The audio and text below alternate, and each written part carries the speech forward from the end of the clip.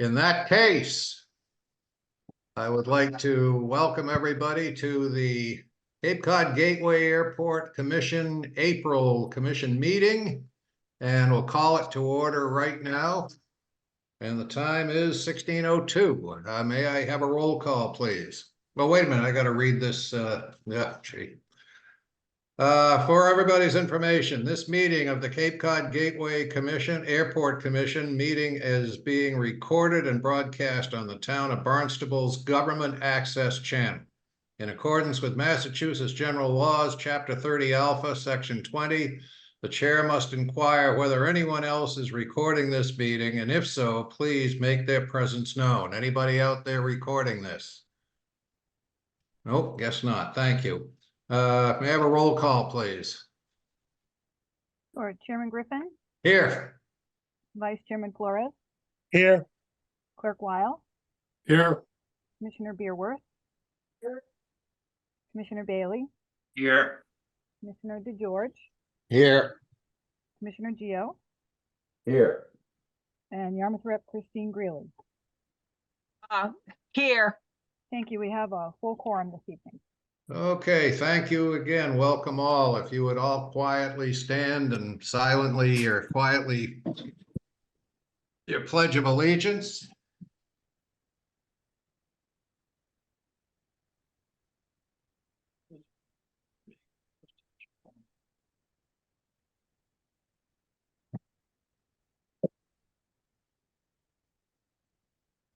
Thank you all. So we have minutes of the previous meeting, the March meeting. Yes, March 19th. Everybody got a chance to see them and review them? Yes.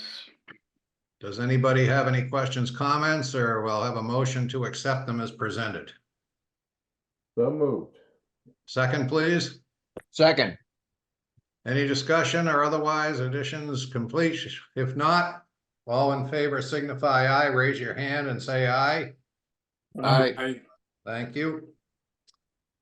Okay, right now we open the meeting to public comment. If anybody is out there in the general public that would like to come forward and make a presentation to the commission, you're welcome to it. Please identify yourself, where you're from, and you've got 3 minutes to tell us what's on your mind. Thank you very much. We welcome you.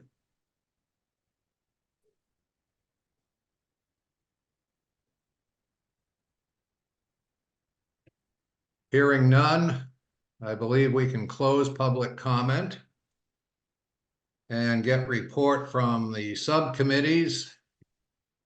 And start with Norm with the Finance Subcommittee, please. Okay. The Finance Cape Cod Gateway Finance Subcommittee met. Meeting was called to order. Aisle floors and they were present.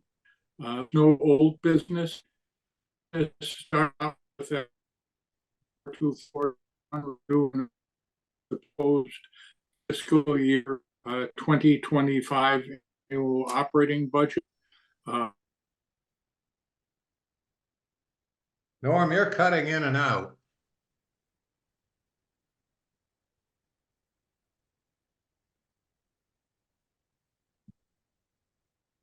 Are you there, Norm?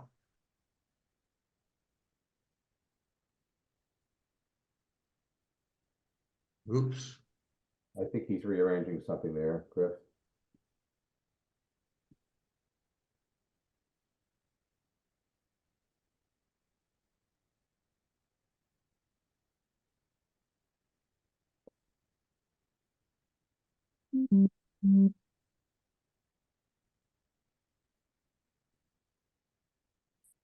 If need be, Mr. Chairman, I can follow up.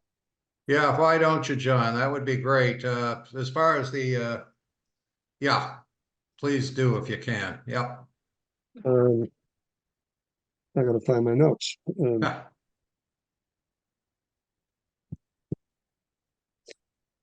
Yeah, this was minutes from the February 6th, 2024 finance meeting. They were unanimously approved by a roll call vote, and there was no old business. New business began with finance 020424-1. It was review and approve the proposed FY 2025 airport operating budget. I won't go into that in detail because I'm sure we'll be discussing that today. But basically, revenues are similar to FY 24, expenses similar to FY 24.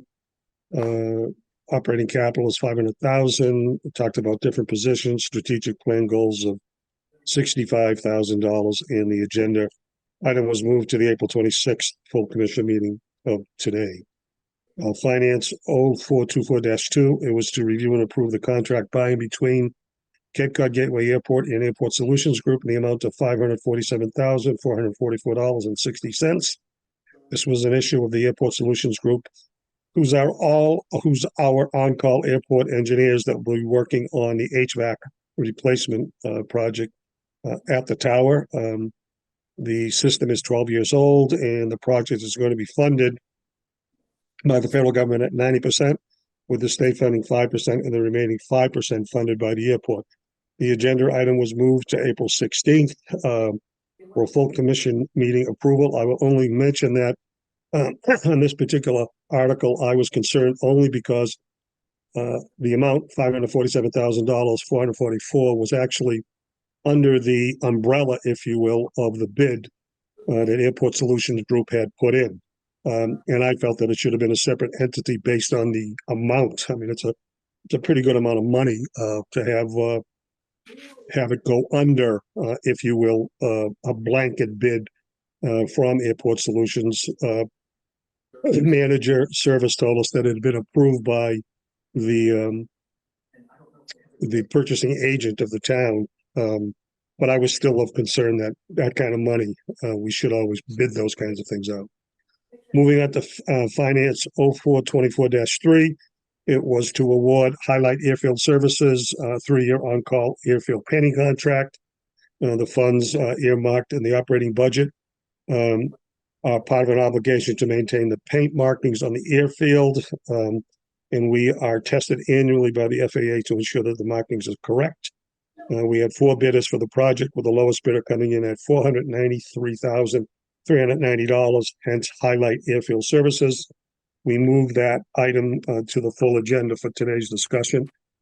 And finally, we did a review and approve an award for 5 dual port publicly accessible level 2 loop charging stations from Innovus Energy, acting on behalf of Eversource and the Department of Public Utilities under their so-called Make Ready program. This went through the Department of Public Utilities. It's a Make Ready distribution infrastructure project with rebates to customers for the deployment of creating every EV charging infrastructure, and it enables the customer to install EV chargers, which we'll do. We had Sean Hogan from Environmental Sustainability. He's manager for the town of Barnstable. He was able to include the airport to be able to install 5 dual port public accessible level 2 loop charging stations. I'll ask the manager to define what a level 2 means. And finally, the cost of the project was $135,340, with our share being $3,933. And we asked management, management requested that the airport pay for the share of the implementation using the operating budget airport reserves. We did approve that as the finance committee moved it to the full commission. And so the question is, what refresh my memory, what a level 2 loop is and where they'll be located. And finally, the manager went through monthly updates, talked about the American Airlines update lease that's in process. Talked about electric aviation update, a lease with Beta in the near future. We talked about an airport environmental assessment status that will be reported on. There was a PFAS public involvement plan of a meeting workshop last week. I'm sure that manager service will report on that. And finally, talked about upcoming events on April 30th and May 1st, the Cape Cod Blue Economy Foundation's event. I know I will be attending that along, I believe, with Commissioner DeGeorge also. And the meeting was adjourned at 9:28 a.m. Thank you, John. Any questions or comments? Norm, you back with us? Yeah, I dropped out for some reason. I don't know. I moved to Okay. another location here, so I'm back on the air. And Mark's got a question. Mark, what do you got? Yes, on 0424-2, the contract with Airport Solutions Group, you said the amount was 547, 544. Is that correct, John? 547, 444.60, $547,444.60. Okay, because in the agenda, it's listed as 536, 200. It's been reduced, Mark, and I was gonna go over that tonight. Okay, very good, good enough. 04243 was what was the amount on that? 493,390. Okay. 493,390. Got it.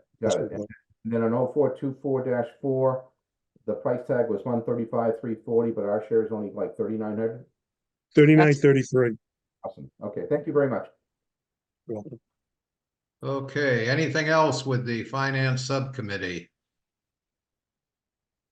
Hearing none, thank you. I don't believe the Infrastructure Subcommittee met last month. Is that correct, Joe? That is correct. There were no new items to discuss.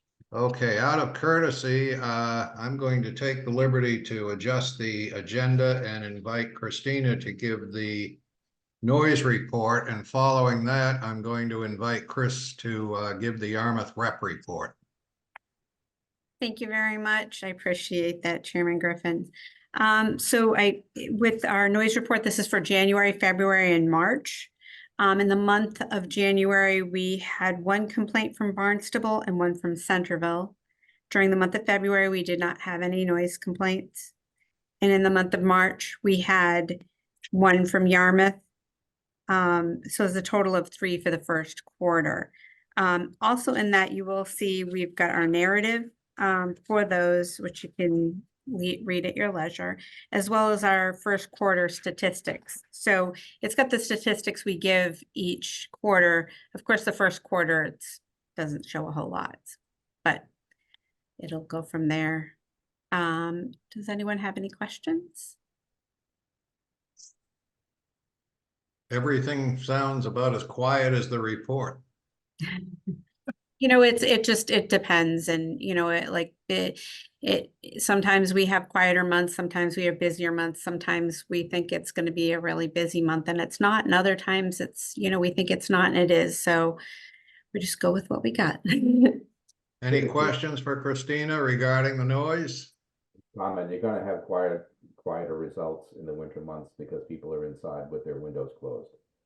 The Yep. weather, when people go outside and open up the windows, that's when you start seeing the activity. Oh, for sure. Without the runway closure this year, it should make a big difference for the people that were in the path of that. So we'll still have noise, they will have less. Thanks very much, Christina. Thank you. Chris, you want to go ahead with the Yarmouth report today at this point? Yes, thank you very much. Can you hear me? Yep, very well. Okay.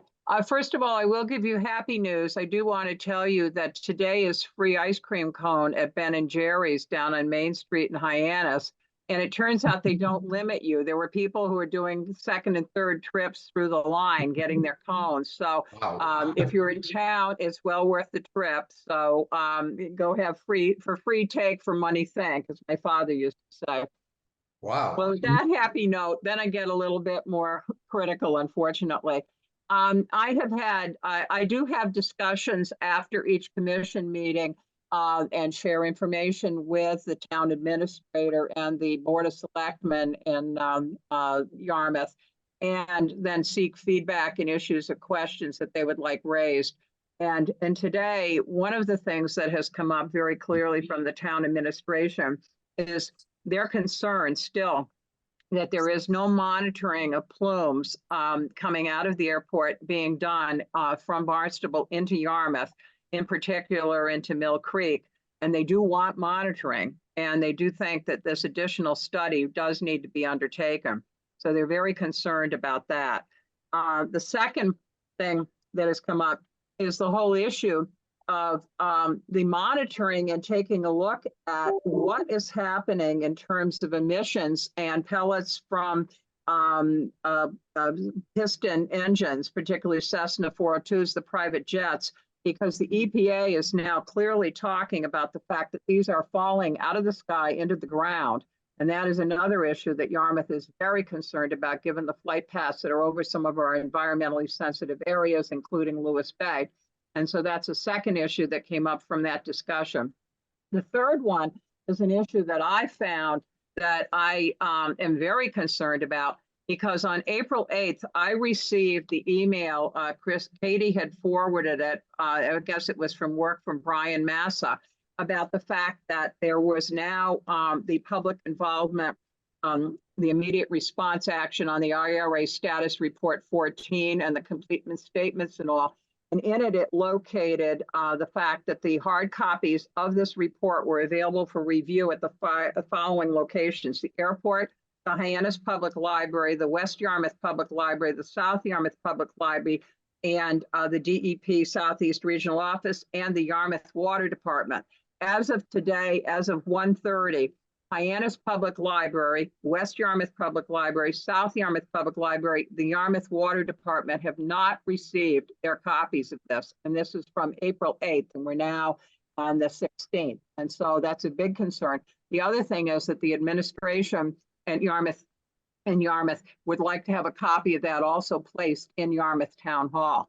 So I don't know what the delay is, but if there is stuff that requires a response within that report in a time frame, the time frame needs to be moved, because this has not been complied with, because this letter on April 8th implies that these reports are already physically, hard copies are physically present in those locations. They are not. And then, as I said, in addition, the town of Yarmouth would like one at Town Hall. So that's my comments from as a Yarmouth representative. Also, I will comment, I did hear helicopter flight a lot today. I'm assuming it was Coast Guard. I don't know what the incident was or what was going on with that, with the helicopter flights today. I was a little worried it might be the tour company starting up with practice runs or something, but the Coast Guard has permission, as do medical helicopters, as far as I'm concerned. So thank you. Okay, thank you, Chris. Appreciate that. Katie, who's responsible for getting those reports that she mentioned out? Sure. I wanted to mention a couple of things. One, in regards to the reports for the public involvement plan, I will talk to Horsley Witten Group, because that is on them to get the hard copies to those locations. So I'll check on that for you, Chris. Thank you for letting me know. I was unaware that they were not available in a hard copy format. So I'll check on. I visited physically each of those locations, asked them to search for it, actually had taken in the printed copy of the letter that you had sent out, and all of them indicated in all those sites they did not have it. Just Sure. So you know. I will double check. Thank you for letting me know that they were not available. I'll make sure that that's corrected.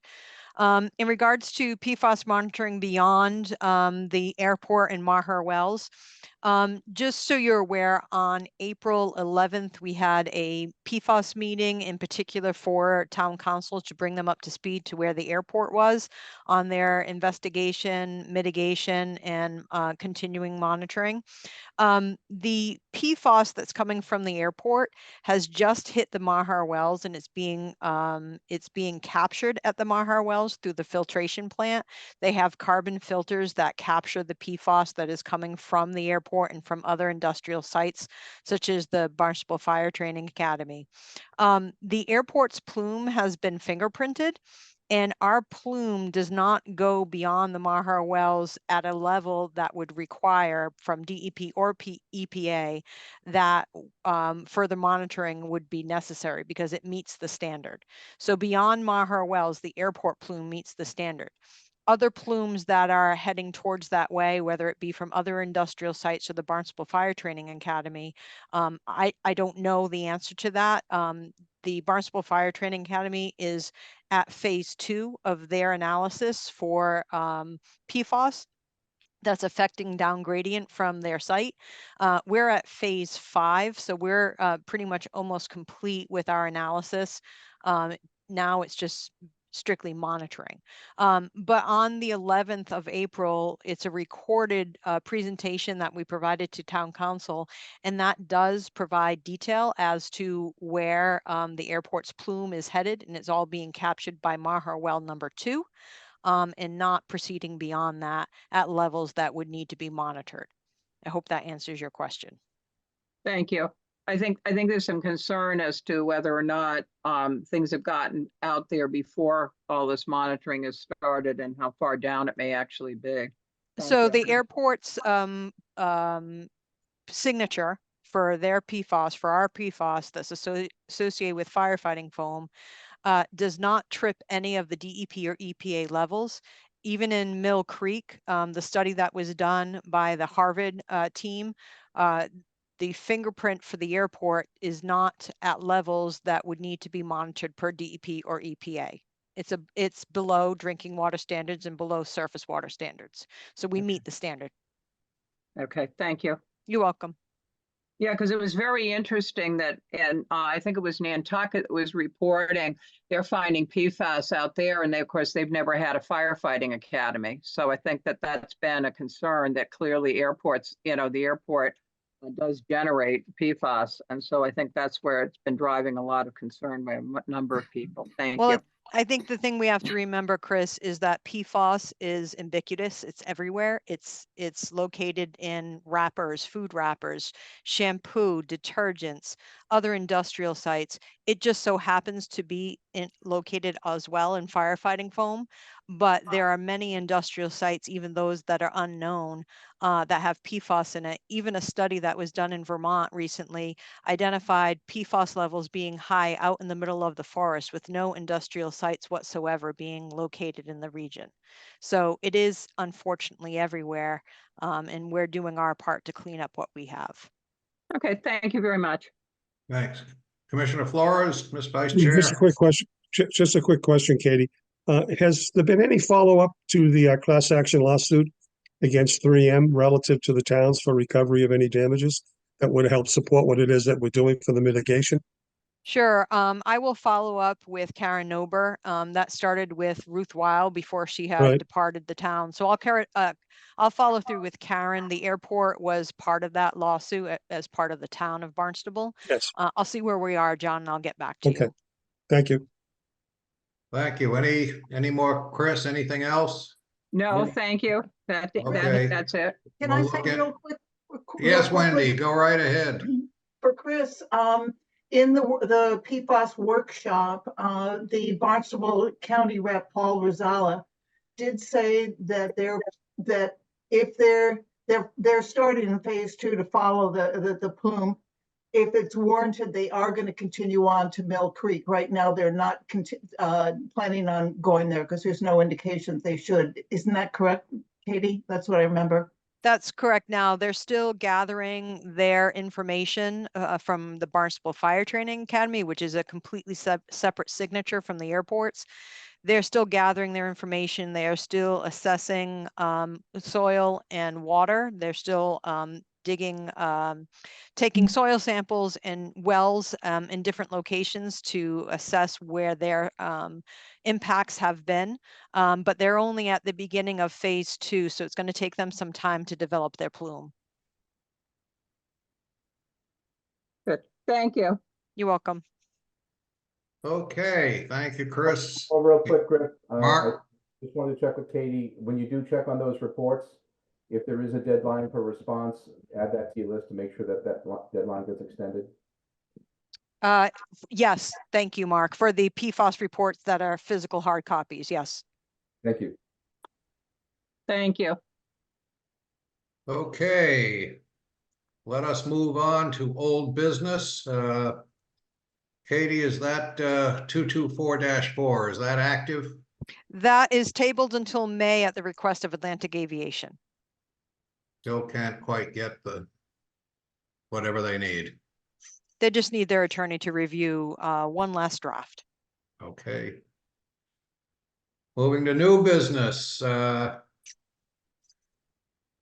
Let's see, John.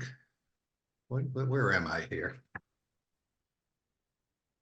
Commissioner Weil, would you please read into the meeting, please, 0424-1. This is a motion for COM 0424-1 to approval of the proposed fiscal 2025 airport operating budget.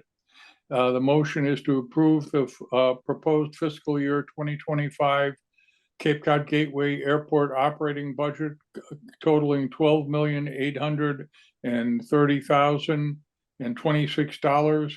The sponsor is the Finance Subcommittee, and it may be acted on at this meeting. May I have a second, please? Second. Discussion, Katie? Sure. So airport management has spent several months reviewing the fiscal year 2024 and earlier budgets to determine what should be proposed in the budget for fiscal year 2025. I typically start with an assessment of the projected revenues for the airport, then I proceed forward onto the operating budget expenses to come up with our plan. I have sent the spreadsheets for your review last Wednesday on April 10th, so you should have those, and I'll go through a summary, and if there's any additional information that you're seeking, just let me know and I can go over that with you. Since review of the budget by the Finance Subcommittee, the Town of Barnstable Finance Department updated the rates for our electrical expense. So it appears that we should anticipate a pretty hefty increase overall for our electrical expense. And so they've changed our budget to include an additional $61,000 for the airport for this just one line item.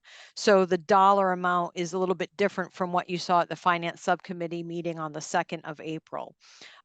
So let me go through a presentation of our budget, and then I have an Excel spreadsheet that Mark asked me to put together that's just a summary, and then I can go into any line item that you wish. So in general, for the budget that we have here proposed for 2025, it is $12,830,026 for the proposed budget. That is approximately 6.7% of an increase overall since fiscal year 2024's budget. There are several factors to account for in that increase. So they include salary increases with our new union contract that was just recently signed, electricity costs similar to what I just spoke of, annual costs for airfield painting, which are on the rise, advertisement budget increases, jet fuel purchases and sales, plus increases in credit card fees that are typically associated with jet fuel sales. Because of those increases, we were really conservative in other expenses and made reductions where we could. We were also conservative in the revenue expectations. We do account for new tenants, but only tenants that have signed leases or leases that will be signed within the next month or so. Just to go over the proposed budget for revenue. So for 2025, the average, basically on average, we review kind of where we are and what we have collected in 2024. We look at averages over the past several years as well. And then we look specifically at our leases and how those leases are going to increase in that year based on the signed lease terms. So it's very detailed. The spreadsheets that I sent you were somewhat the summary with some of the notes in it. The spreadsheet that I actually have to get to that point is probably about 15 worksheets. So it is very detailed. But just to go over the proposed revenue increases, general aviation landing fees, we see them as climbing back up to the fiscal year 2022 and 2023 collections. We were conservative, however, on the airline landing fees. Even though we have American Airlines coming in, we have a couple of things that we need to contend with. One is the incentive plan for American Airlines allows them for discounts in that first year. So they have discounts on their landing fees. We have to account for the fact that JetBlue only has one daily flight, not two like last year. And although Cape Air is increasing their flights and they have a more robust schedule for this summer, we did not include those overall increases just to be on the conservative side. We are seeing in the revenue side increases in the jet fuel sales, which are estimated to be about 7.8 million in revenues. It's about a 7% increase from 2024.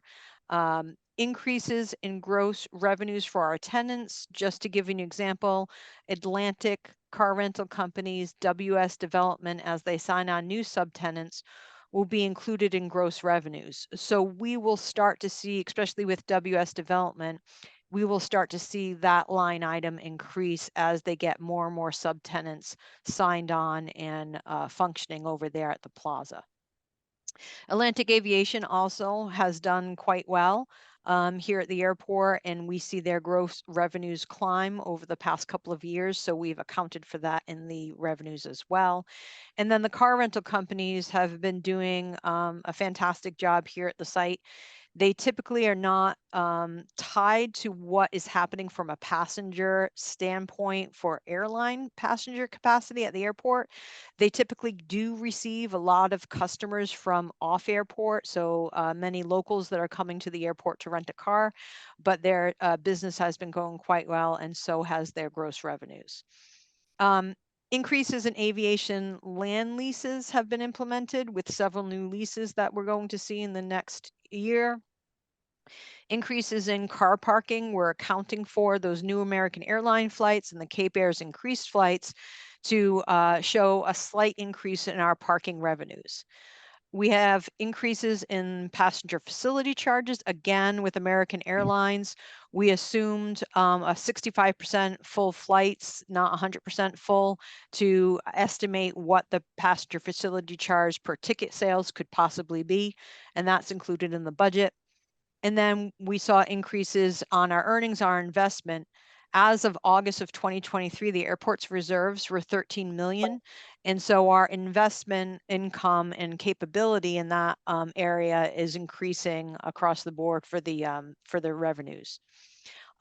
We've also seen increases in solar array revenues. We have seen in the past year higher net metering credits that have been experienced in 2023 and calendar year 2024.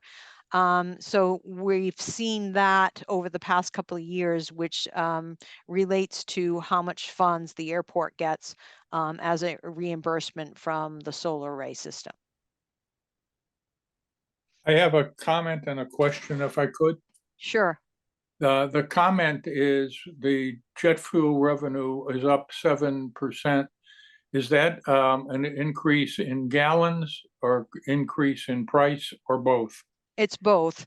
So we're anticipating more gallons sold versus last year, and we've been tracking pretty steadily with that. We're on course to be a little bit above where we were last year, so we're tracking that. And of course, we're estimating the price to increase slightly as well. And we got a pretty good look at all of this stuff in the finance subcommittee. My question is, who helps you do all of this? I do it. I put together the budget. I have internal meetings with staff to make sure that I haven't left anything out. Then I present it to the town. If the town has any questions or comments on what I've presented, they'll get back to me, such as they've made modifications in the electric fees. They also made modifications in some of the healthcare and insurance line items. So typically, if they have something that they know of, they'll provide that information to me as well. But no, I put it together. Thank you. You're welcome. Going on to our proposed budget under expenses, there are several factors again that account for that 6.7% increase. So they include, and I'm going to go through these, and please ask me any questions that you might have. Salaries. So we have a new union contract. It's a 3-year contract. We're seeing about an 8.7% increase over fiscal year 2024. It includes the 2% step increases, a cost of living increase. So it's about 5%, and advancement of one step in grade to another step to account for some changes that we're just seeing in the industry. The town of Barnstable has recognized that our salaries are not consistent with salaries across other Cape towns. So they've made this adjustment in many of the existing contracts that they were negotiating, and that includes the airport's contract. We also increased our safety bonus, which is the SIDA badge that most of our people hold. It's about a 12.5% increase from fiscal year 2024. It goes from $1,600 per person to $1,800. We've included longevity increases within the contract, so that's about a 12% increase, 12.7. And then healthcare increases, we're anticipating that we'll have new employees that will be taking on the healthcare now that it is at a 70-30 split rather than 50-50. So that's being accounted for. We are seeing, again, like I said, increases in the cost of electricity from one year to the next. It's about a 30% increase. Overall, the town is showing about 50% overall for many of their customer contracts that they have for electricity. So we've shown that in our budget. Increases in annual costs for airfield painting, about 33%. We're seeing that significantly so. We saw it last year, just the cost of paint, as well as eradication of painting is needed at the airport. So we're showing those increases for this fiscal year. Increases in the advertising budget by about 30%. As some of you know, the airport has embarked on new advertisement for the facility. We did so last year with JetBlue's advent of their flight to LaGuardia. We're doing it again with the advent of our flights with American Airlines. So we've increased that budget in kind to be able to showcase the airlines. Increases in jet fuel purchases, we just discussed that. Increases in credit card fees, so about 12.5% of an increase from fiscal year 2024. That accounts for most of our jet fuel sales. A lot of them are with credit cards. And so because we're anticipating increases in sales, we have to anticipate increases in the credit card fees as well. Firefighting supplies, that's a big one, 144%, but that is about $15,000, which is for the full scale exercise, which happens every 3 years. So you'll see that in fiscal year 2025, and then it'll go back to normal for another 2 years. Increases in insurance premiums by about 10% over fiscal year 2024. Increases in interdepartmental indirect fees, about 4%. But I always like to make sure that the commission is fully aware of this. We pay nearly $1 million annually for indirect costs to the town of Barnstable for services that they provide the airport, and they're for services that we don't have in-house at the airport. So this includes human resources. It includes information technology. It includes other insurances that are carried by the town, as well as a number of other things. So it's about $1 million. They did have that reviewed by the FAA to make sure it was sound, and it is, but that's our indirect fee, about $1 million. And then increases to the capital outlay, which is basically asset management for the airport. We have a number of projects that during COVID, we just didn't advance forward, and we really need to work on those projects now. It's nearly $500,000 for those projects that we need to handle in fiscal year 2025. Any questions on that before I go to the last slide? Katie, just quick, with regard to jet fuel sales, what was in the last year or 3, we instituted the on-site credit card system. What is it, Square or something like that? How's that worked out, and is it doing what we were hoping it'd do? Yeah, that has worked out well. I'll have Matt respond to that because he's in touch with the staff that are typically implementing that. I think it's a lot quicker for us for our jet fuel sales, but Matt, can you comment on that? Sure. So you do remember correctly, Chairman Griffin, it was about might have been a little more than 3 years ago. We switched from the actual carbon copying of a credit card on a slip to the pay as you go with the credit card, the mobile option. So now pilots are able to pay and get the receipt immediately at the aircraft. So the customer service has been greatly increased because people can complete the transaction all at once. Great. Thank you very much. That's certainly what we were hoping for.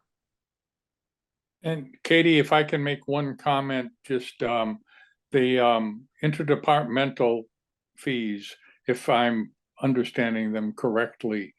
We should factor that into our analysis of the impact of the airport, especially if it were to be, as it exists today, moved to Joint Base Cape Cod. That's $1 million worth of cost that would be not eliminated by the town, but we're providing a cushion to those expenses that they have. Yeah, no, that's a good point, Norm.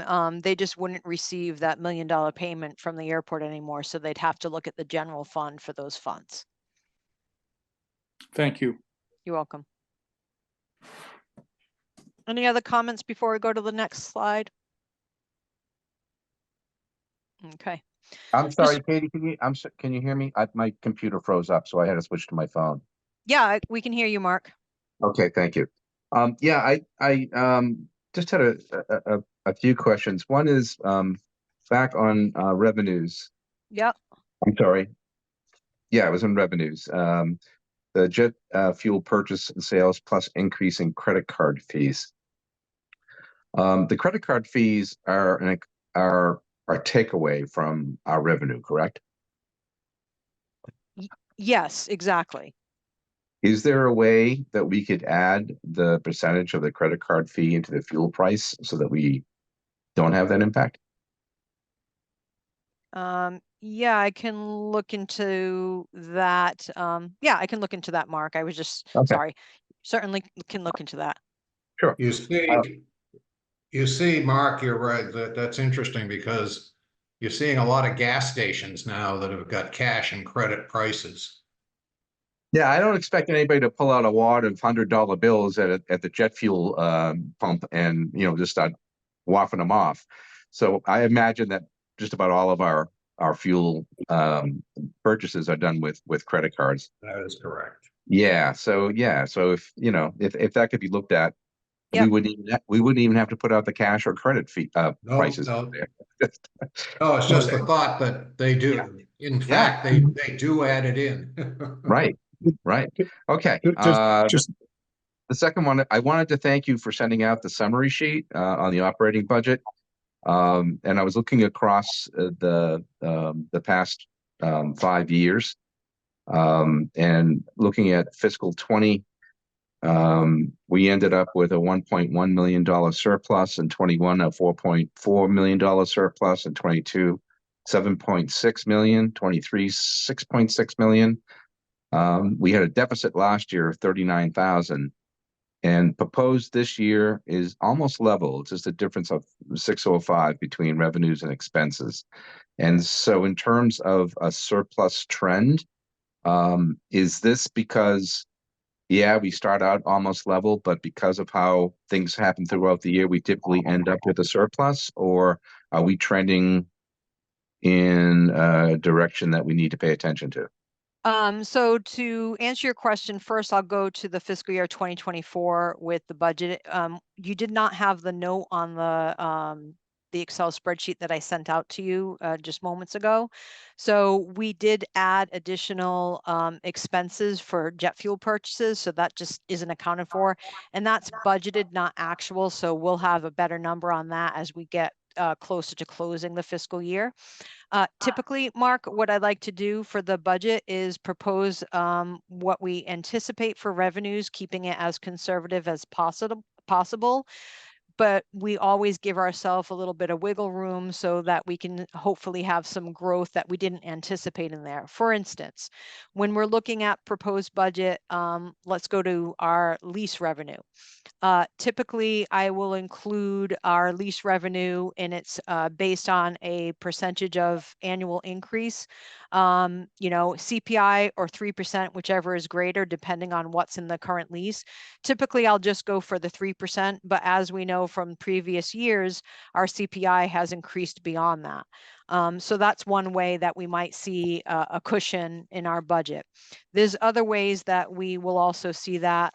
For instance, when I am looking at our landing fees, for instance, our landing fees, I try to be as conservative as possible, accounting for, JetBlue, for the number of operations that we have for American Airlines and for Cape Air. But I won't put the extremes of what we could potentially make in revenue. I'm always very conservative. So there's also a way that we can actually make more revenue in that area. So there's a couple of other line items where that might be the case. Just an example, Atlantic Aviation, the gross revenues that we receive from them, on average, it's typically about $90,000 on average.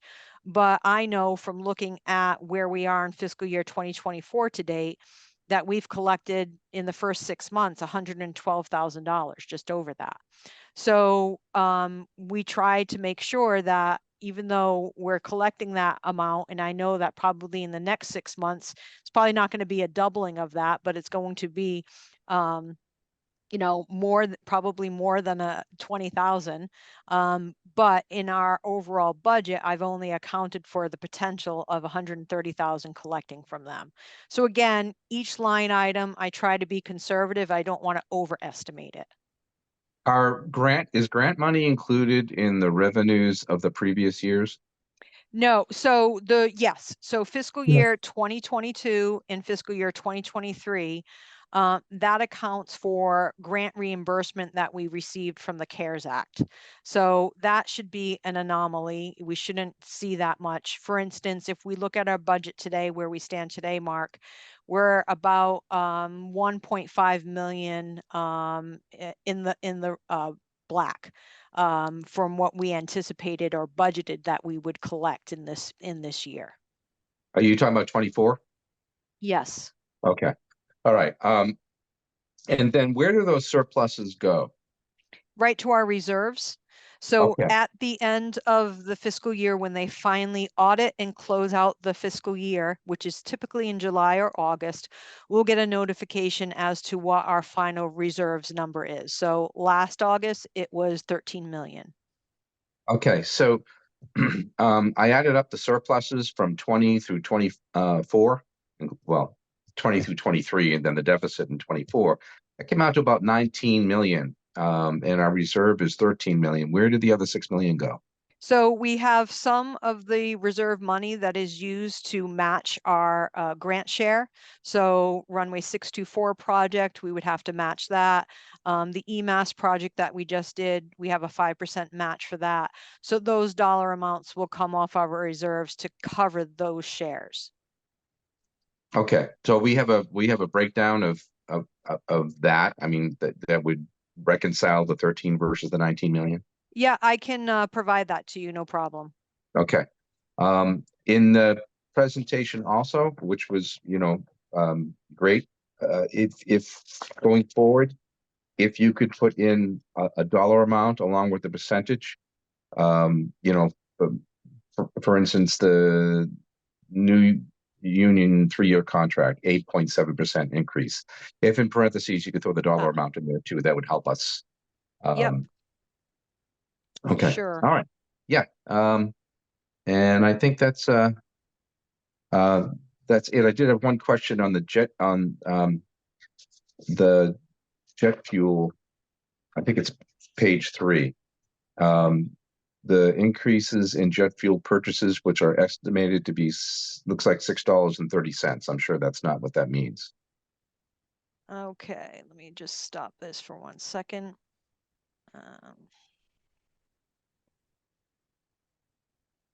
Are you saying the per gallon price? Oh, I don't know. Is that what that is? It says, Yeah, that's the per increases in gallon jet price. fuel. Okay. Yeah. So we're estimating right now that we would look at selling about 1.4 million.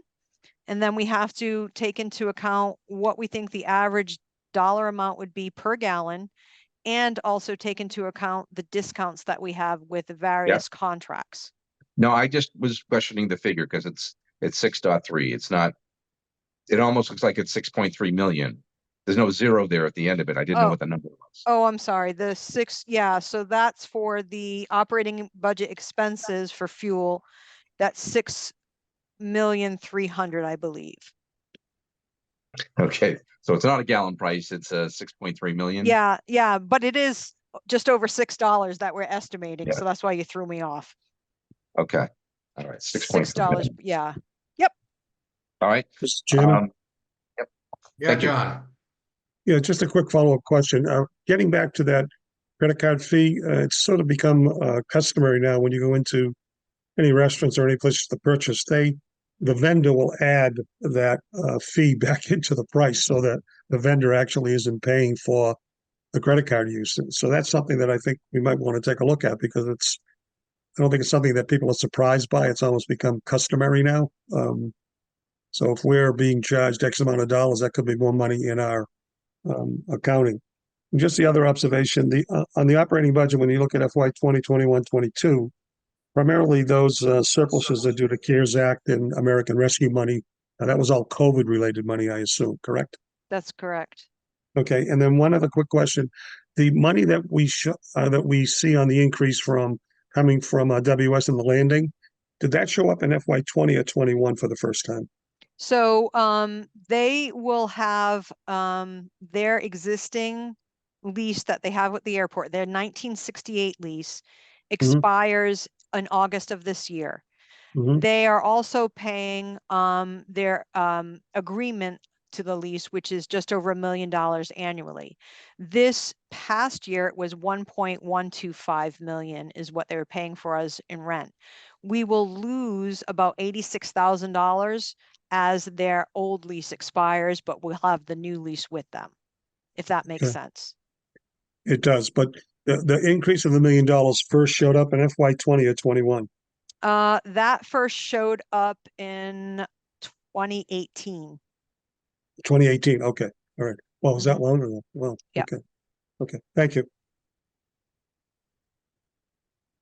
I should know that, I was on the council then.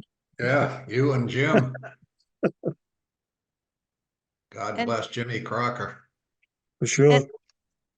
Besides making those modifications, which I will be presenting this to town council and I can make those modifications, were there any other questions regarding the budget? No, good job, good presentation. Thank you. Mark, Any you're other- muted.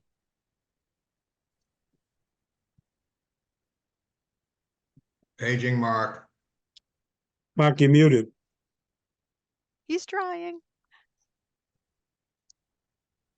You're muted.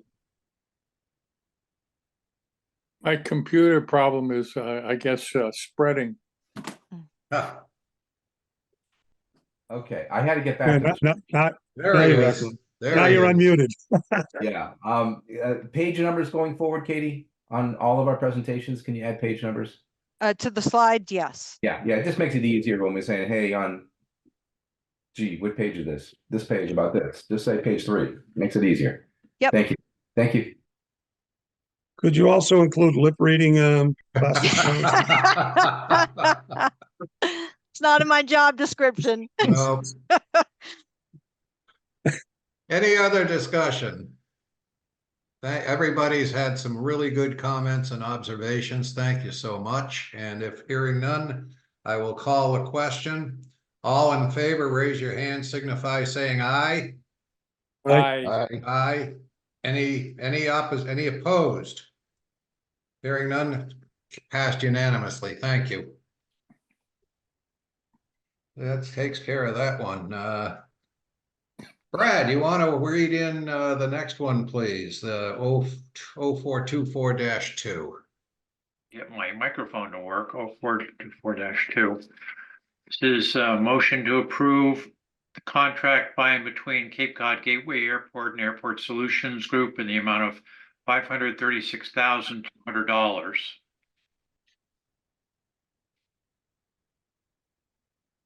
That's all I have here on the. Oh, okay. I'll Sorry.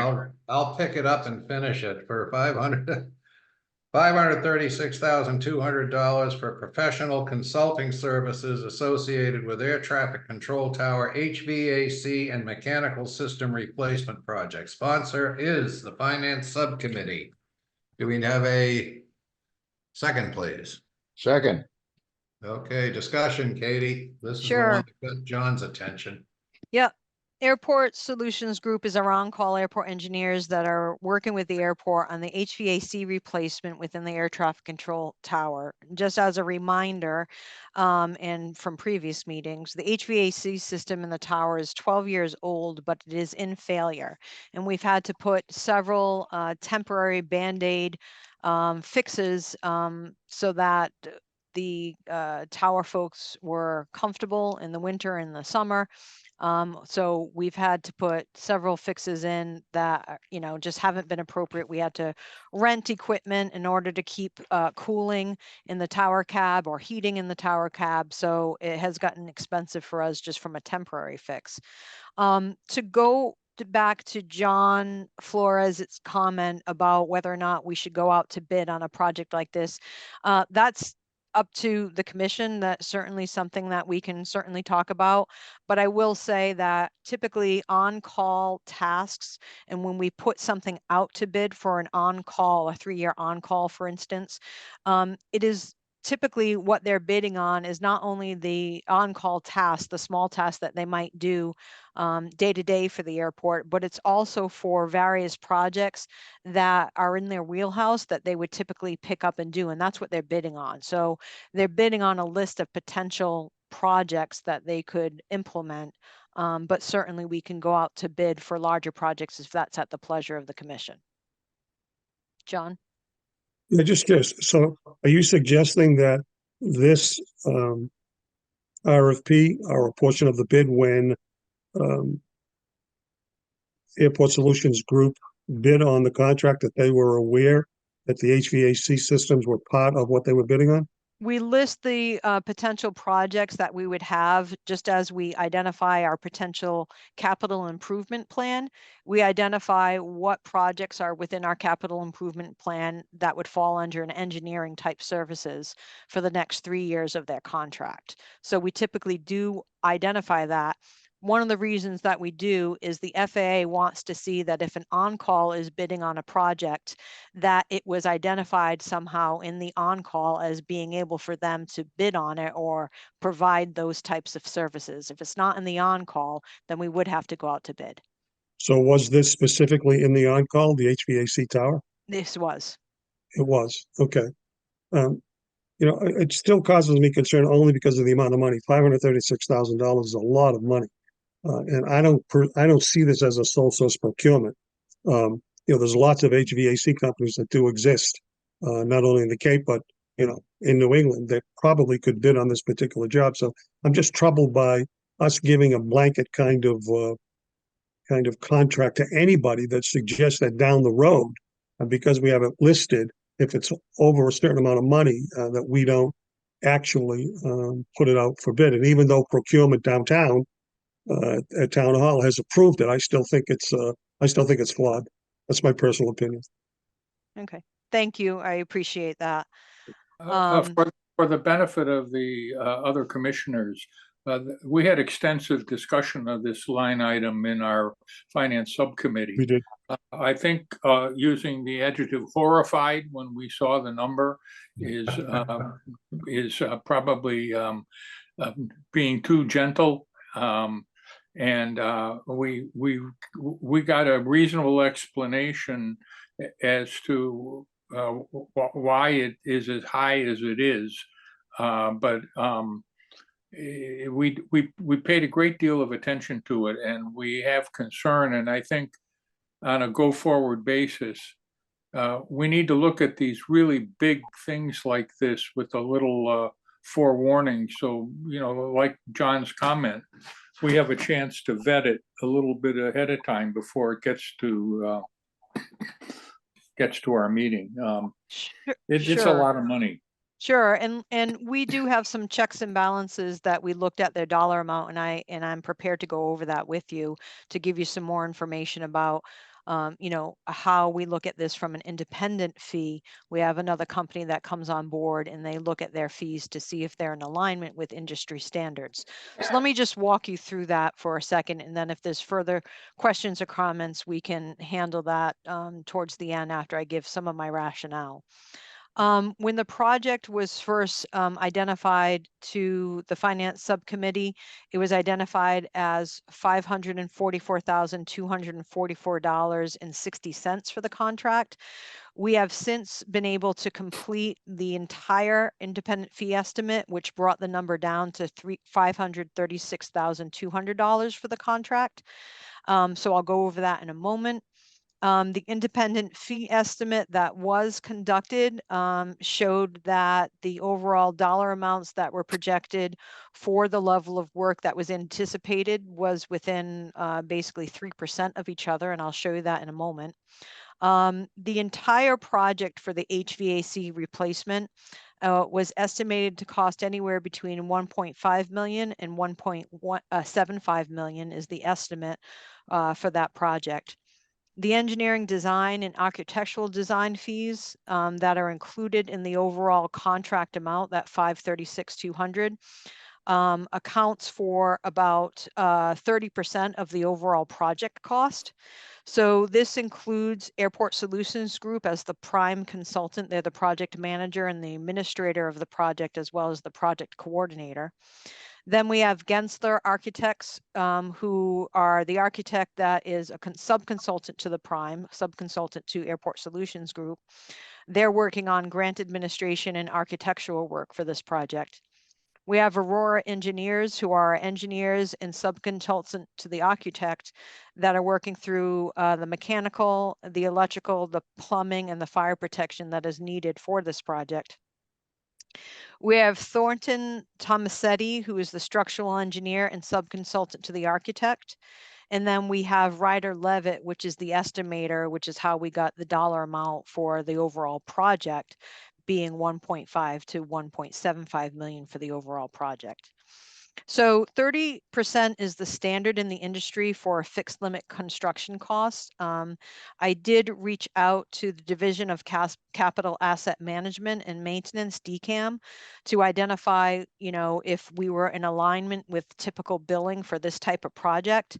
In looking at electrical design, schematic documentations, HVAC, plumbing documentation that would be needed, they said that that's typically 15% of the total fee would be accounted for in those types of designs and schematics. Design development documents, so basically getting ready for a bid documentation that's needed, is about 30% of the fee. And then the construction documents, what the contractor would be using to construct the overall project, they say is about 70%. So right now the ASG team is about 51% of the total project cost for all of those elements: schematic design, design development and documents, and construction documents. For construction administrative services, the ASG and team is about 40% of the overall dollar amount for the projected cost, and about 9% of the remaining is for the initial data collection and design development for scoping sessions that they had with the airport to make sure that the project was what we were looking for. So let me give you a screenshot of the analysis that was done for the independent fee estimate. So this is basically the breakout of fees. This is typical of what you would see on a project where you have project initiation or data collection. And the first column is what was represented by ASG and their sub-consultants that I just listed, and then their proposed total costs. So their proposed total cost was $536,200. That goes from data collection to the actual design, which was a hefty 48% of the overall project. I put the percentages here for you. And then bidding assistance, project administration, and construction administration. So I identified what the percent of the project cost was for those total costs that were presented. So for data collection, about 6% of their costs. 2% of the costs were for works consultation, basically their meetings with the airport to make sure that they had the project designed correctly and what we were looking for. About 48% is for that design. So that included the schematics for the electrical and the HVAC and the plumbing, design development documents that were needed to go into the bid documents, and then the construction documents that will be needed for the contractors. Bidding assistance, basically getting the paperwork and the front end specifications completed for the airport, is about 3% of the overall project. And then the last 3 are project administration. So project administration, and then an architectural's project administrative services, and then construction administration during the actual construction project. When we sent this off to SOM, who is the independent fee estimator, they did not see any of these dollar amounts from Airport Solutions Group. They get blank articles that they have to look at, and they have to assess what the hours would be needed to contemplate that level of work for the same type of project. So they estimate it based on what it would charge, what they would charge to do the same level of work. So they get the written scope of work that they have to look at. Then they get blank sheets that they have, and they identify how many hours it would take them for data collection, or for work consultation, or for designing. And they come up with an estimate of what it would cost them to do the same project. Their estimate was higher at $552,787, but still within the FAA's typical percentage, which FAA wants to see that we're within at least 10% of each other. And those 2 entities, the independent fee estimator and Airport Solutions Group and their sub-consultant teams, were within 3% of each other overall. So that's why, John, when you had indicated, some concerns, we do have some checks and balances for that type of work through independent fee estimators to make sure that we're charging us, we're being charged a sound amount, and that it makes sense from an industry standpoint. Katie, who is the independent estimate? Who is the independent estimator group? Are they a local group? Are they a state group? Yeah, no, SOM is another architectural firm that has worked on projects like this in the past. Typically, the FAA asks that you seek out firms that would do the same type of or level of work. And so they were sought after as our independent fee estimator. Did we seek them out, or did Airport Solutions seek them out? Oh, no, the airport seeks them out. Airport Solutions Group has nothing to do with it. We have to select our own IFE. But from an Airport Solutions perspective, when you look at bidding assistance, I mean, this is all bids just for the architectural aspect, let alone just what it's going to cost us to actually do the project, correct? Right. So this is the fee for getting all of the documentation ready for putting the contract out to bid, and then overseeing the contractor as they're physically here at the airport constructing the project. So that's what this includes. Airport Solutions bid every aspect of this. Yes, the articles to the left identify what the consultant identified as their level of work would be needed for the project. But they sent out an RFP. So if I wanted to project administration, there are X amount of project administrators in the greater Boston area that work on high rises to airports. Did 4 of those companies get a bid to bid on? No, I would have to look to Craig, who is on this call, to see how they sought to get different sub-consultants on the project. I know that there is some expertise that is definitely needed because it's a structural project, so they definitely needed their sub-consultant, who's an architect, to work on this. That's Gensler. But Craig, I don't know if you can answer that. If there were other folks, the list that I provided to you, Gensler, Aurora Engineers, Thornton, and Ryder Levitt for the estimator. I don't know how you went about getting those sub-consultants, Craig. Yeah, Katie. Yeah, we didn't. So we left it to Gensler because that's usually, standard. They work with who they usually work with, to develop the design documents. So we left it to Gensler to pick their subs. So there was no RFP just to do subs, because that's not something you standard do for design, as far as I know, right? So basically, everybody picks who they're comfortable with and who they've worked with in the past. it's real. Yeah, I mean, it's not much different when we do like flat work, for the airfield. You know, we Mhm. have certain consultants, material testing firms, survey firms, you know, that we like to work with, you know, because they know the environment, you know, they know it well. So it makes the project go smoother. So we don't generally go out for a big RFP to get quotes just to do the work. Sometimes we do, most of the time we don't. That's what I figured. And by the way, this is the first time Craig is seeing his total costs and what the IFE identified as costs. Normally Yeah, they, That is true. normally they're unaware. I am unaware. Katie, Yes. at 536,000, is that the final number? Is there any way there's going to be another adjustment one way or the other? I mean, these consultants are giving us a price. Is that the final price? I mean, I think we had a situation where, I don't know if it was last year or the year before, where, you know, you came back to the commission and said, oh, we need an extra 40 or $50,000. Based on the work that we're looking for, all these consultants have now looked at every aspect, so there'd be no additional cost to us. So as we have learned in the past with previous structural projects, once you get into the structural project, there could be other elements of the project that were unforeseen that would require us to look at modifying the dollar amount.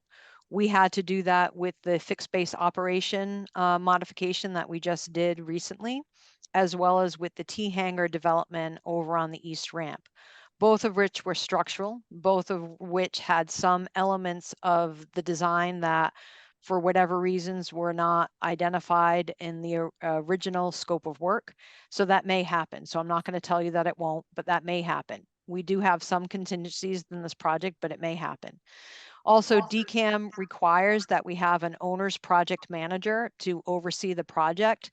That's a separate contract that the airport has to have with a separate entity outside of Airport Solutions Group and their subconsultants.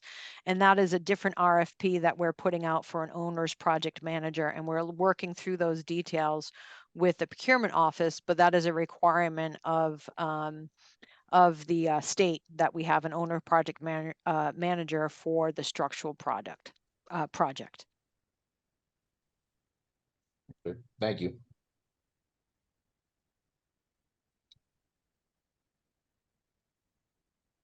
Anything else?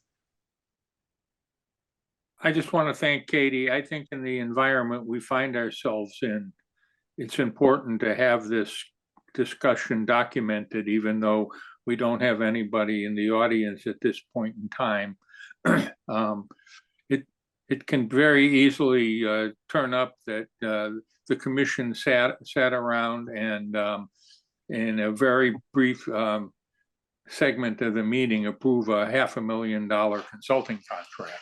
And I want to make sure we're on record for that. John? And I would just add, no, it's a good presentation. It's a good background. I don't want it to appear either that we're just sort of rubber stamping this kind of a, you know, it's a big amount of money. And I still struggle with the fact that, you know, an RFP wasn't presented per se, because I still think we probably would have got better prices, even though within the legality of what it is that we do within the town laws and bylaws, I guess that under the procurement laws, I guess we're okay, but I see it personally as a flaw in the Massachusetts state procurement law. This is not a sole source procurement. Understood. Thank you, John. Okay. Anybody else? Well, the guys in the tower, I'm sure will appreciate it if we improve the system. And having said that, I'll call the question. All in favor, raise your hand, signify aye. Aye. Aye. Any opposed? I'm going to abstain. Okay. One abstention. All right, thank you very much. That's duly noted, John. We will in the future take heed of that. I think it's for our best interest. Yep. Okay. Moving on to 0424-3. Joe, would you be kind enough to read that motion into the record, please? Sure. Motion to approve the award to Highlight Airfield Services LLC and to approve the subsequent contract by and between Highlight Airfield Services LLC and the Cape Cod Gateway Airport for the 3-year on-call airport pavement marking contract with a total not to exceed $493,390 for the entire 3 years. Sponsored by the Finance Subcommittee, may be acted upon. I have a second, please. Second. Discussion, Katie? Sure. So annually, the airport is obligated to maintain the paint markings on the airfield to meet Federal Aviation Administration requirements. We are tested annually by the FAA to ensure that the markings are correct, well illuminated with the appropriate glass beads, and meet the federal standards. In fact, our annual inspection was supposed to start today. It is now starting tomorrow. The FAA delayed it by 1 day, but they'll be testing these pavement markings when they're here, that's for sure. So they'll be here tomorrow.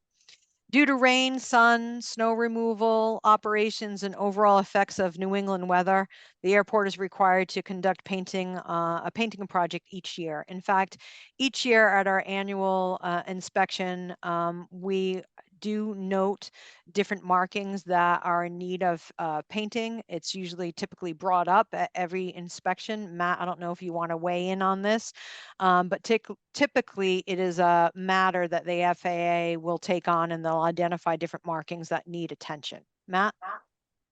Sure. So during, as Katie mentioned, during the annual certification safety inspection, we do both a day and a night inspection, and the markings, both in terms of obscuration, and that would be rubber from aircraft landing on a runway, is not as common here. More common is when we have to crack seal. Crack sealant goes down over the markings. That can be a cause for needing to repaint. And then, like Katie talked about, all the wear and the weathering. So when we do the night inspection, we'll find that a lot of the paint has lost its luster, if you will, because the reflective media, the glass beads, will be pulled up by snowplows. And the sweeper as we clean up sand and other things on the taxiways and runways. So it comes up in each inspection. The inspector will call it out. Because of when our inspection happens during the calendar year in the spring, usually airfields have not been painted by that time. So sometimes it's a discrepancy. Other times they're satisfied with our plan. It kind of depends how it goes, but it's always an open item.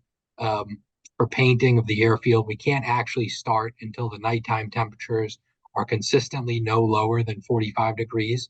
So even though we've had very nice weather, and yesterday I would tell you that it was warm outside, it still is not temperate enough for us to go in and consistently paint. So oftentimes we paint at the end of April, early May, and it's kind of a crunch as you come out of the winter before we get into the heavy traffic season. But ultimately, we need those temperatures for the paint to be able to adhere and us to have the warranty that's associated with it.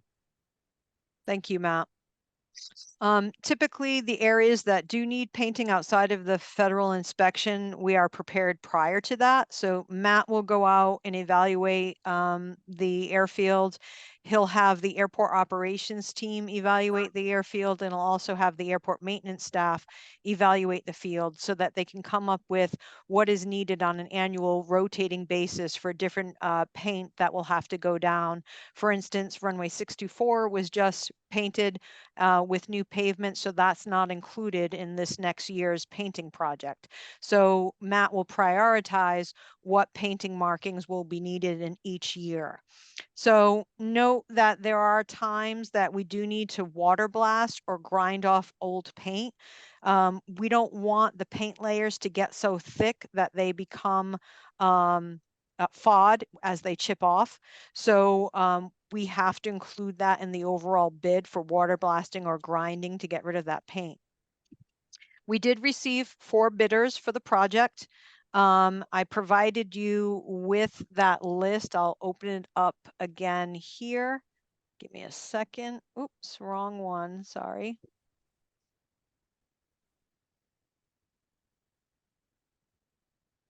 Give me 2 seconds to bring that up. Okay, bid. There we go.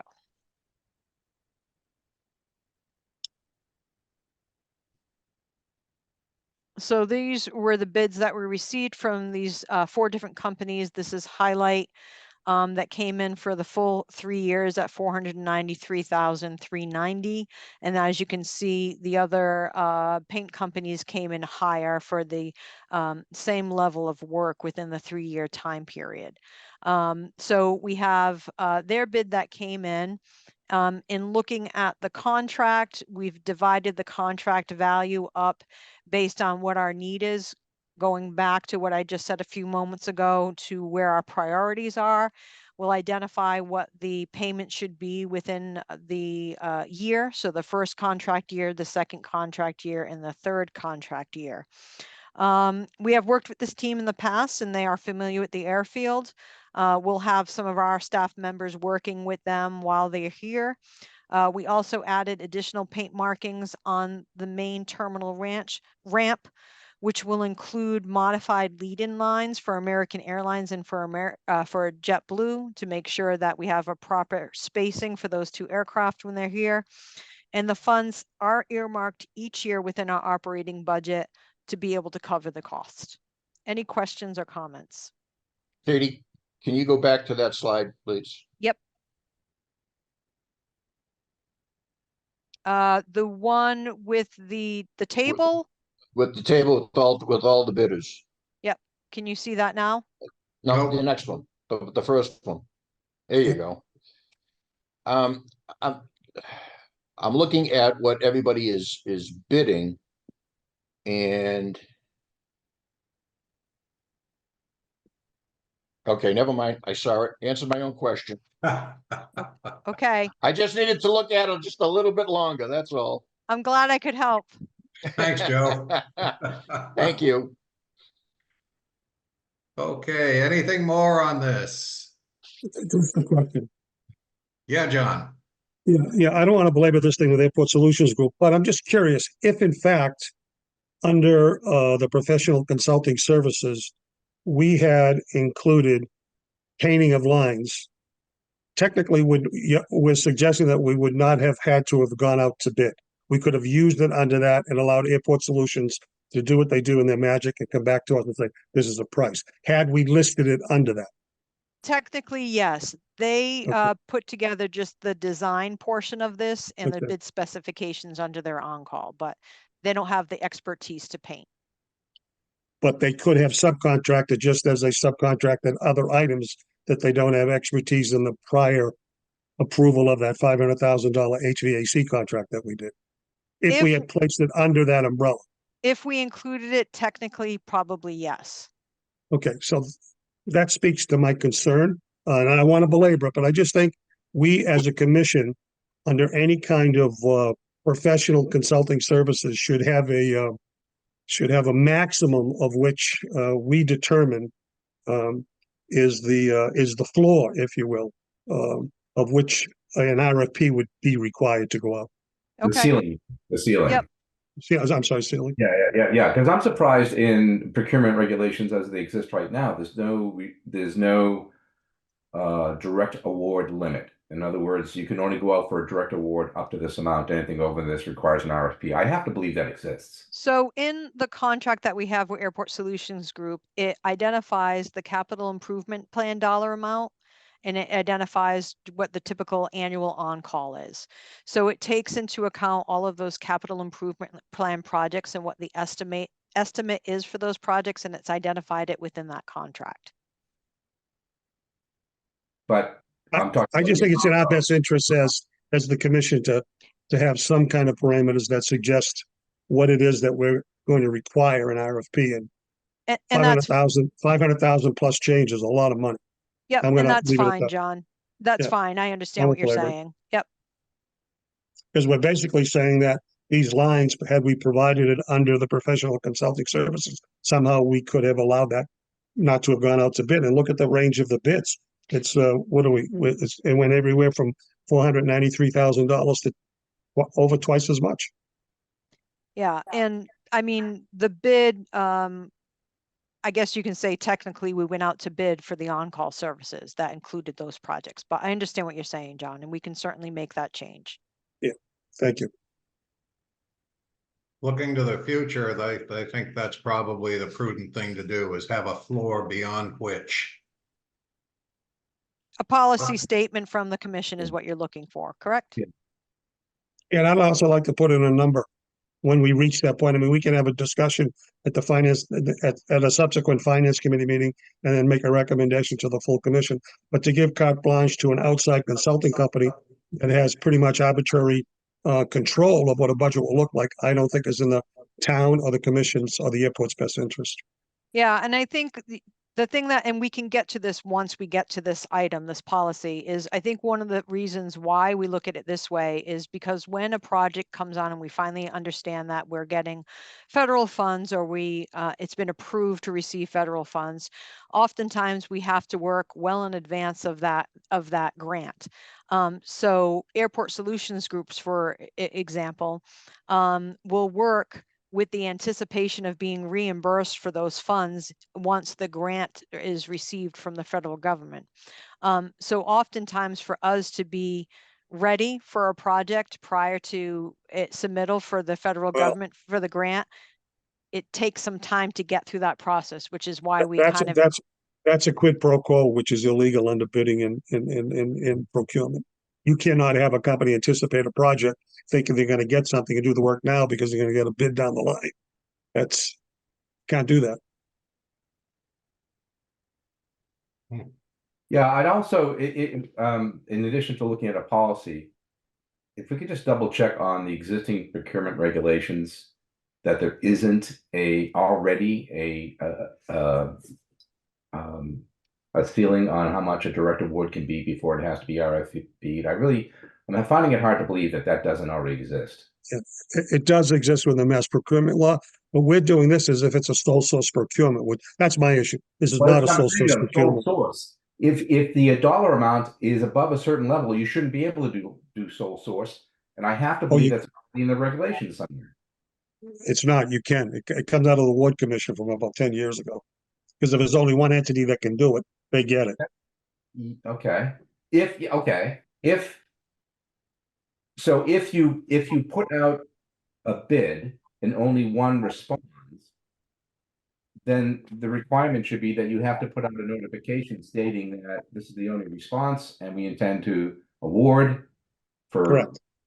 For 15 days or 10 days, whatever it is. But I still can't believe that doesn't exist already. So why don't we do this? Why don't we put this on the agenda for a future meeting, and we will ask Amber Pattison, the procurement officer for the town of Barnstable, to assist us. I will have her take a look at our existing on-calls that we have for planning, for engineering, for environmental, and get her read on it, and then we'll make modifications as necessary. Works for me. Okay. Yeah. Let's do it. Thank you for your comments. Okay, we've gotten to here, and we've got a system that, have we called this yet? I've lost track. I'm sorry. No. We need to We need to vote on it. Vote. Yeah.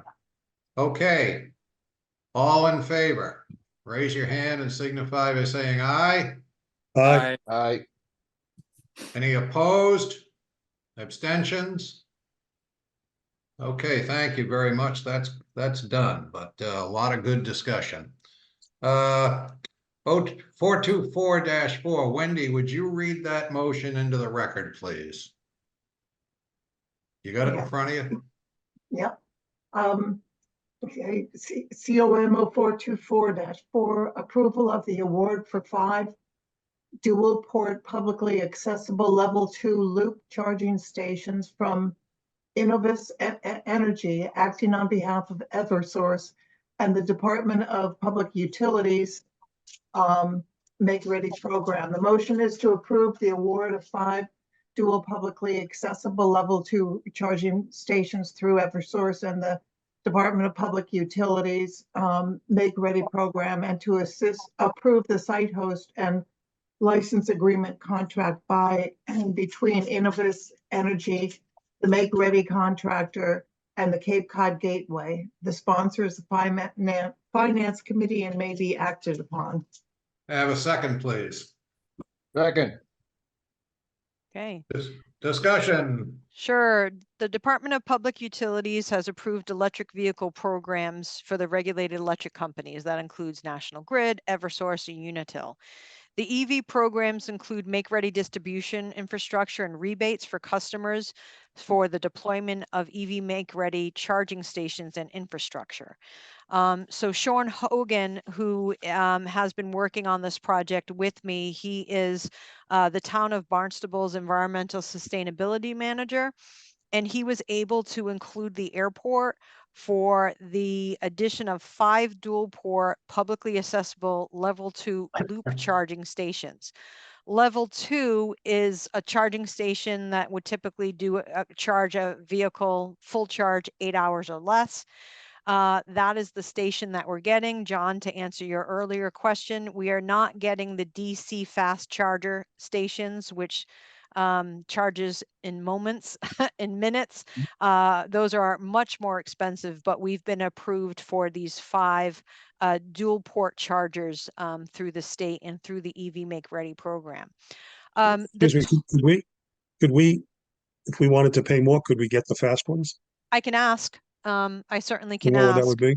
Yeah, I Is- can find out if that's part of the program. I'm not sure if the EV Make Ready program allows for that, but I'll double check for you. Thank you. The total project cost right now for the existing level 2 chargers that we're getting is $135,340. Of that, the cost to the airport is $3,933. So the vast majority of the project is funded through the EV Make Ready program. In fact, Sean Hogan just texted me today to see if the Airport Commission had approved it yet, because I think Eversource wants to move forward. John, I will double check with your question about the DC fast chargers and can get back to you. Yeah, if it's short money, you know, for the difference, I mean, why have someone hang around for 6 to 8 hours when they can do it in an hour or so? Yep. And the other question I have is, where are they going to, where will they be located on the airport property? So we're looking at most likely putting them in the employee lot, but leaving the employee lot gates open so people can access them. They would be identified on mapping within the town that they're available. So, and they'll be signed appropriately so people can pop in and be able to charge there. There will be 2 charging stations that will have dual access to the airfield side and to the public side. One will be located just outside of baggage claim and another will be on the other side of the airport. So in other words, the employee lot then will be open to the public. Is that safe? Is that legal? Yeah, I mean, it's legal. I mean, the employee lot will be open. In fact, we had the employee lot open the entire time when a cafe was here. So it would just have to Okay. be monitored. And there's a police officer on site that could monitor that for us as well. So there will be no gate. The gates will be there. They'll just be open. Okay. Katie, I presume that 5 dual ports is 10 vehicles? Yes. Okay. Any other questions, comments? Nope. Thank you. Call the question. All in favor, raise your hand, signify aye. Aye. Aye. Opposed, abstained, nothing. Thank you. Thank you. Now, looking at the agenda, I am going to recommend that we table the executive session and the subsequent motion, new business motion as a result of that executive session. That this is an item that I think is best, where everybody's best served by not doing it over Zoom, but by being in person at the, I would suggest at the May meeting. Now, this is our last Zoom meeting. The subsequent meetings, I presume, at least through December, will be live and kicking right at the airport conference room. So my recommendation or proposal is that we table these next 2 items. I would second that. Any discussion, any objection? All right, we'll see you all live and in person in May, and we move on from there. Wait. Do we need to vote on it? Say again? It was moved and seconded, but we didn't vote. Do we have to vote? Is it something that we have to vote on to table something? If you move and second it, there should be. a vote. Technically, yes. Yeah, Okay, good call. Thank you very much. All right, has it been moved? I proposed it as it is, and John seconded it. Any other discussion? All in favor signify aye, raise your hand, and aye, aye. Opposed, hearing none, that's great. Thanks, Mark. yes, sir. Next up thing, I guess it's time for updates. We've been here for a while, so I'll try to be relatively quick. Mark, just a reminder for you and Norm, we've got to pick that date, but we have to give 48 hours advance notice and identify the project as a workshop for the strategic plan. How does this Friday look? It looks good for me. I'm Norm? probably pretty open. About 1 o'clock, maybe? Let me see. I'm just looking at my calendar real quick. I'm free. What date is it? The 19th. Say that again? The 19th at 1 o'clock.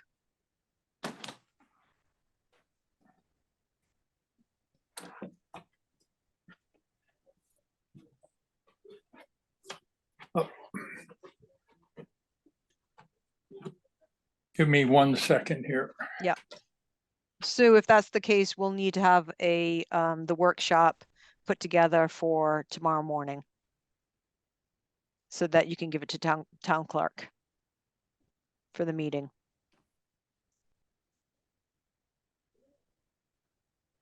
Oh, we can't hear you, Sue. The 19th at 1 o'clock, Yes, I can do it. perfect. All right, we'll get that taken care of, Mark. Thank you. Great, Thank you. thank you, all three of you.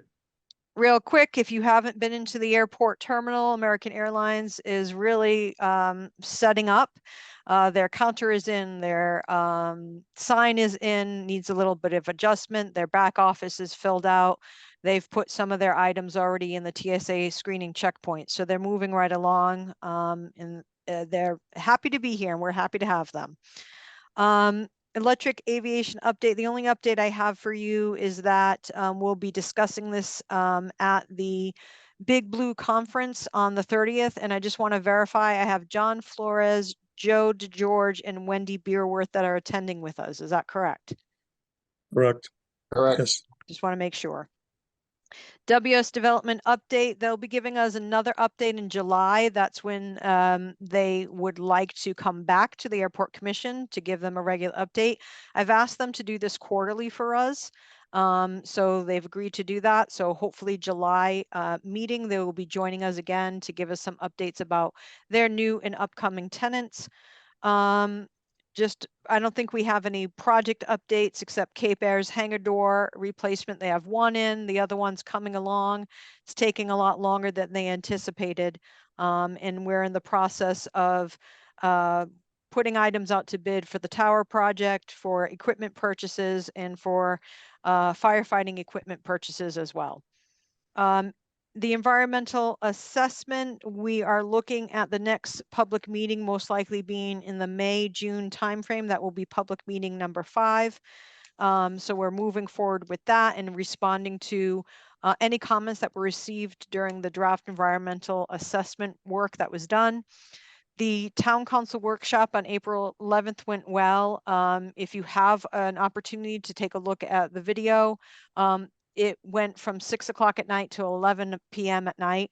We're about the 4th agenda item in, if you wanted to take a look at that. Minor questions for the airport. I think they were just trying to understand how far along the airport is on our response to PFAS and how far along others, such as Barnstable Fire Training Academy is. And then they asked a number of the water departments throughout town how they're testing in general for PFAS around their sites. Katie? Yeah. Oh, can I just add, it's 5 hours, but it's worth listening to. It's an absolutely terrific workshop, extremely informative. DEP and Silent Spring, if you're interested in the health effects of PFAS, watch the Silent Springs section. It was terrific. And Katie's presentation followed that of the county, and the comparison was striking. You know, we're really on our game here at the airport, and Katie should be commended for everything she's done. Thank you, Wendy. Absolutely. Absolutely. I'll second that. Great job. Thank you. Thank you. And Brian Massa from Horsley Witten Group, now HRP Associates, he's done a phenomenal job, and we were really lucky to have him as a team member for this because his expertise in fingerprinting for other industry hazards proved to be successful here. And in fact, we were one of the first airports to start fingerprinting PFAS. And now it's caught fire, if you will. No pun intended, but it has. And now there are a lot of airports who are starting to do this. We are well advanced of some of our other airport partners across the water here in terms of where we are in our phasing. We really hit the ground running with Horsley Witten Group, and the fingerprinting that they identified, I think in phase 2, was significant. I was just going to say 5 years ago, 6 years ago, when this really all began with the fire training academy, then it spread. I mean, very few people knew what PFAS or PFAS was even about. We didn't know it was an everywhere chemical. Now, you have Wall Street Journal and other major newspapers writing articles about it on a regular basis. So this isn't just Hyannis, Cape Cod, local. This is a national problem. Yeah, it definitely is. And, I hope that technology can catch up with us and enable us to look at different ways of cleaning the soil that's been impacted. That would be helpful right now. We capped our 2 sites that we have, and capping them is an industry standard that's acceptable. It was accepted by DEP for us to do this, but it'd be nice someday in the future to be able to remove those soils if we can appropriately. And if you look at Howard, what, a week ago, 2 weeks ago, they shut down their entire water supply because of contamination, with the fire department putting out a fire where they were using PFAS chemicals and went into a drain. So, I mean, basically, folks who live in that town, 2 towns over from us, couldn't drink their water for almost a week. Yeah. Yeah. And I have to So I'm just saying it's a common issue now that I don't know where the answer is, but it's carcinogenic. And that's why I asked about the 3M issue. Yeah. The other thing is that I thought was very interesting is that Hyannis, when they started doing the testing, was in the top 1% of the entire country for PFAS levels. And also that Silent Spring, if I'm understanding correctly, is really the group that started it, and they were really looking into it because of the elevated levels of breast cancer on Cape Cod. Yes, you are correct. That's That was an interesting presentation by Silent Spring for sure. So we are responding adequately, more than adequately, I would say. I do have to give kudos to Matt Elia. Matt investigated the new firefighting foam that's being presented by the FAA and provided samples to Brian Massa with HRP Associates to test the samples of the firefighting foam that has been identified by the FAA as being a green firefighting foam. It is not. It has PFAS in it. So at this point in time, we are doing our own due diligence to make sure that, unfortunately, the FAA only accepts firefighting foam that they accept. They require airports to follow suit because of its blanketing that it does on a fire. It puts out a fire in the manner it does. But I have to give Matt some points here because he was the one who started investigating that, just to be sure that if we're going to switch firefighting foams, are we getting something that's better, worse? What are we getting? And so he blew the whistle on that, and he's notified FAA. So good job, Matt. Congrats, Matt. The good news is Excellent. the only time that we, are required to discharge this stuff, one is for testing, and we've got a closed cycle testing unit that allows no PFAS to escape into the atmosphere or the ground. And God help us, the only other time that we really have to deploy it is if there's an event that we don't want. Right. And that has come far and few between of when we've had to deploy that. in the 80s. And again, when I first got here back in 2016, we used firefighting foam. And in 2016, it was all collected in a catch basin and removed of by global remediation. So that was good. It did not go anywhere from the site, which is wonderful. So, but in general, you know, we're doing what we can to make sure that we're responsive and responding. The only other thing that I have is for you to put on your calendars coming up in June. June 13th is Festivities on the Flight Line. This is our 3rd annual. Here's our new flyer. Fabulous food by Island Cafe and Grill. They're fabulous. And we're working with the new outdoor furniture company. Is it Tulip, Sue? Tulp? We met with them the other day, and they are going to set the stage for that event with an in-kind opportunity to display in the terminal for the season, which we did that last year with Ethan Allen. We're doing it this year with Tulp. And I think it's, you know, nice outdoor furniture. It gives the terminal a little bit of a zest and pizzazz during the season, and provides for, you know, just a more comfortable lived in feeling for the terminal building, which is nice. That's all I have for updates. Thanks very much. Any commissioners' comments? Okay, just one last reminder that this meeting for the full commission is the last foreseeable one to be held by Zoom. And May through at least, I would hope, into December will be face-to-face live with our citizens and us in the airport environment.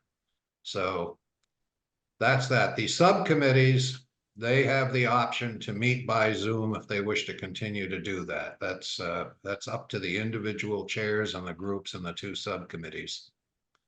So it's their discretion, but henceforth we will be in person, and we'll see you all in May. And with that, I will enter. Yes, Wendy.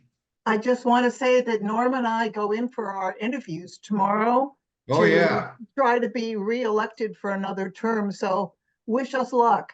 Good luck, Wendy. Yeah. Good luck, Norm. Norm and Thank Wendy, absolutely. You know, I have the utmost of confidence in both of you. Not a chance.